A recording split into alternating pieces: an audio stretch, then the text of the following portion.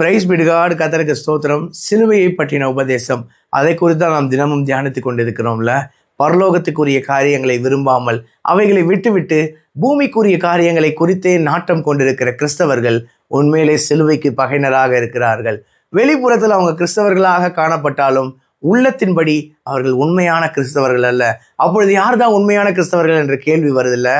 அவருடைய மரணத்திற்குள்ளாக்கும் ஞானஸ்தானத்தினாலே அடக்கம் பண்ணப்பட்டு அவருடைய உயிர்த்தெழுதலின் சாயலில் இணைக்கப்பட்டவர்கள் தான் உண்மையான கிறிஸ்தவர்கள். அதனால்தான் அப்போஸ்தலனாகிய பவுல் கொலோசியர் 3ஆம் அதிகாரத்தில் சொல்றாரு, நீங்கள் கிறிஸ்துவுடனே கூட எழுந்தது உண்டானால் கிறிஸ்து தேவனுடைய வலது பாரசத்தில் வீட்டிற்கும் இடத்தில் உள்ள மேலானவைகளை தேடுங்கள், பூமிக்குரியவைகளை அல்ல, மேலானவைகளே நாடுங்கள் என்று அப்போஸ்தலனாகிய பவுல் சொல்றாருல. அப்போஸ்தலர் 11:26 வாசிக்கிறோம், முதல் அந்தியோகியா பட்டணத்திலே சீஷர்களுக்கு கிறிஸ்தவர்கள் என்ற பெயர் வழங்கப்பட்டது. சீஷர்களை கிறிஸ்தவர்கள் என்று ஏன் அழைத்தனர்? ஏன்னா சீஷர்கள் கிறிஸ்துவனுடைய சாயலை வெளிப்படுத்தினார்கள்.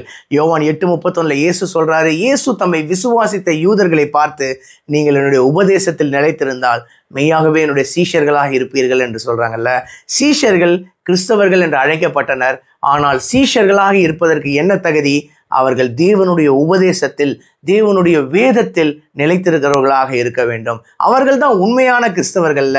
நாமும் கர்த்தருடைய வேதத்தில் இரவும் பகலும் தியானமாய் இருந்து, அதன் மேல் பிரியமாய் இருந்து, அதன்படி செய்ய பிரயத்தனப்படுவோம். தேவன் நம்முடைய வாழ்க்கையில் பெரிய காரியங்களை செய்வார். என்னுடைய வாயின் வார்த்தை, என்னுடைய இதயத்தின் தியானங்கள் கர்த்தருக்கு முன்பாக பெரிதியா இருக்கட்டும். கர்த்தருக்கு சித்தமான இன்னொரு வீடியோ பதிவில் நாம் சந்திப்போம். God bless you all. Thank you so much.